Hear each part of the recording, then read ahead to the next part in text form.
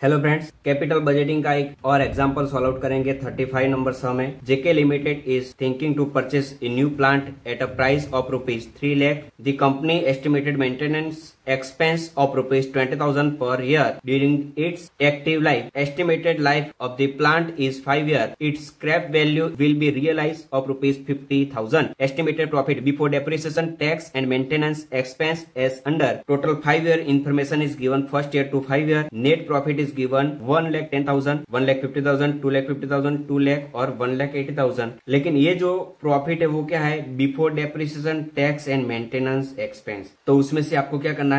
Depreciation minus करना है, tax minus करना है और मेंटेनेंस एक्सपेंस भी आपको माइनस करना है। The company charge depreciation as the straight line method, presuming the rate of discount at 12% and rate of tax at 50%. Find out the first payback period method, second is average rate of return और third is present value method. तो first example हमने calculate किया तो उसमें यही 3 method थी, लेकिन उसमें क्या था? Directly cash flow is given, right. तो उसमें क्या है? आपको नेट इनकम दिया, पहले आपको प्रॉफिट फाइंड आउट करना है, उसमें से डेप्रिसिएशन माइनस करना है, टैक्स माइनस करना है, कैश फ्लो फाइंड आउट करना है, राइट। पहले हम वो फाइंड आउट कर लेते हैं। तो फर्स्ट में जितने साल की इन्फॉर्मेशन है वो सब आपको लिखनी है 1 to 5 ईयर। प्रॉफिट कितना है? 1,20,000, 1,50,000, 2,50,000, 2 लाख और 1,80,000 इज गिवन। उसमें से फर्स्ट में क्या है? Before depreciation. तो फर्स्ट में डेप्रिसिएशन आपको लेस करना है। तो डेप्रिसिएशन की फॉर्मूला क्या है? Depreciation is equal to total investment minus scrap value divided by year. Total investment is given 3 lakh, scrap value is given 50,000, 3 lakh minus 50,000 divided by year. कितना ईयर है? 5 ईयर, तो divided by 5। 3 lakh minus 50,000 divided by 5, तो answer कितना मिलेगा? 50,000। वो straight line method का आपको depreciation मिल जाएगा।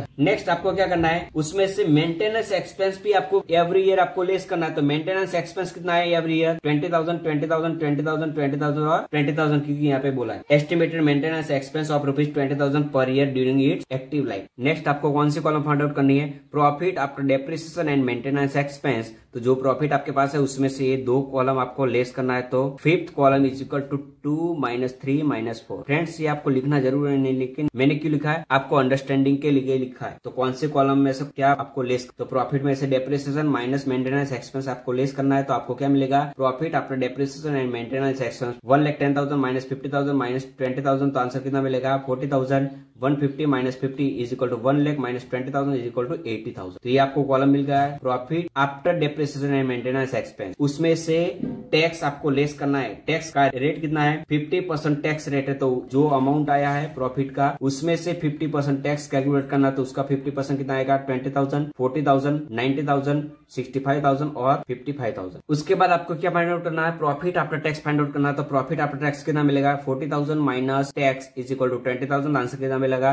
20,000। तो ये कॉलम का जो भी आंसर आया वही कॉलम सेम अमाउंट का आंसर आएगा। तो आपको प्रॉफिट आफ्टर टैक्स का टोटल कितना मिलेगा? 2,70,000। उसके बाद आपको क्या फाइंड आउट करना है? कैश फ्लो आपको फाइंड आउट करना है। तो cash flow is equal to depreciation plus profit after tax. तो डेप्रिसिएशन कितना है? 50,000 प्लस प्रॉफिट आफ्टर टैक्स कितना है? 20,000। तो दोनों मिला के आपको कितना मिलेगा? 70,000। तो वो कैश फ्लो मिल गया। वैसे आपको सेकंड ईयर का कितना है? 50,000 plus 40,000 is equal to 90,000।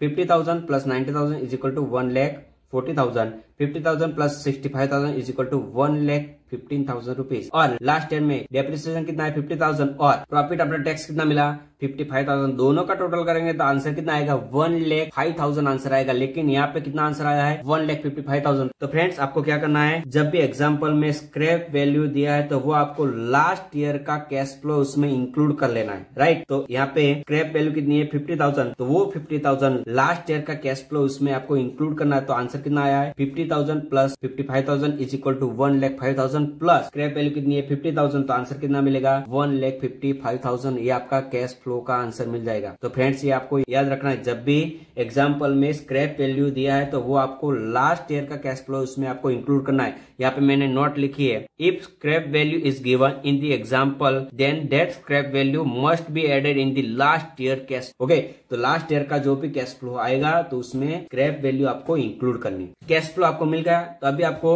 First method, कौन सी मेथड है? पे बैक पीरियड। तो पे back period it mean CFI method है। तो CFI के हिसाब से आपको कैलकुलेट करना है। तो CFI कैलकुलेट करेंगे तो कैश फ्लो फर्स्ट ईयर में कितना है? 70,000। तो फर्स्ट ईयर की CFI कितनी आएगी? 70,000। सेकंड ईयर का कैश फ्लो कितना है? 90,000। तो दोनों का टोटल करेंगे तो आंसर कितना आएगा? 1,60,000 प्लस 1,40,000। आंसर कितना मिलेगा? 3 लाख रुपए। फ्रेंड्स, एग्जाम्पल में इन्वेस्टमेंट कितना किया? 3 लाख का इन्वेस्टमेंट किया तो आपको 3 लाख कौन सी ईयर में रिटर्न मिलेगा, थर्ड ईयर में आपको रिटर्न मिल जाएगा, तो वो CFI मेथड है, तो पे बैक पीरियड का आंसर मिलेगा 3 ईयर एज पर दी CFI मेथड, राइट। 3 लाख आपने इन्वेस्टमेंट किया और वो 3 लाख आपको कब मिलेगा, थर्ड ईयर में आपको रिटर्न मिल जाएगा। फ्रेंड्स, हमने जो अगले लेक्चर में डिस्कशन किया था उसमें 5 ईयर और 6 ईयर के बीच में अमाउंट आ रही थी, उसका इक्वेशन हमने लिखा था, राइट। तो यहाँ पे अमाउंट जो मिल रही है तो वो CFI की अमाउंट थर्ड ईयर में कंप्लीटली अमाउंट आपको मिल रही है, तो आपको इक्वेशन रखने की कोई जरूरत नहीं है। सेकंड में आपको क्या फाइंड आउट करना है, average rate of return.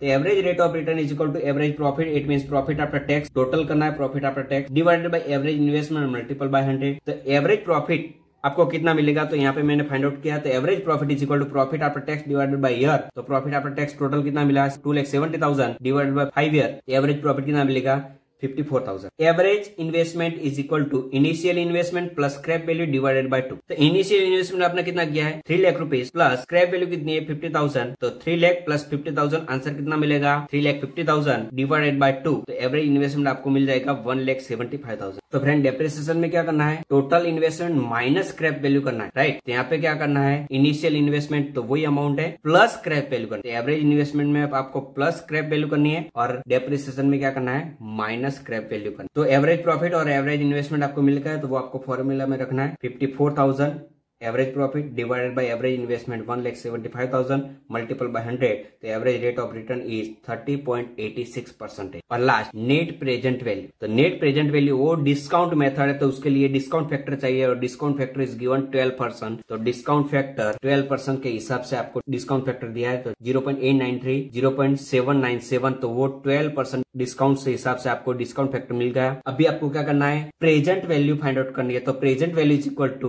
Cash flow multiple by discount factor. तो कैश फ्लो कितना है, 70,000 मल्टीपल बाय डिस्काउंट फैक्टर कितना है, 0.893। तो दोनों मल्टीपल करेंगे तो आंसर कितना मिलेगा, 62,510 रुपीज। 90,000 मल्टीपल बाय 0.979, तो आंसर कितना मिलेगा, 71,730 रुपीज। तो वो आपको प्रेजेंट वैल्यू मिल जाएगी। तो टोटल प्रेजेंट वैल्यू कितनी मिली, 3,94,945 रुपीज।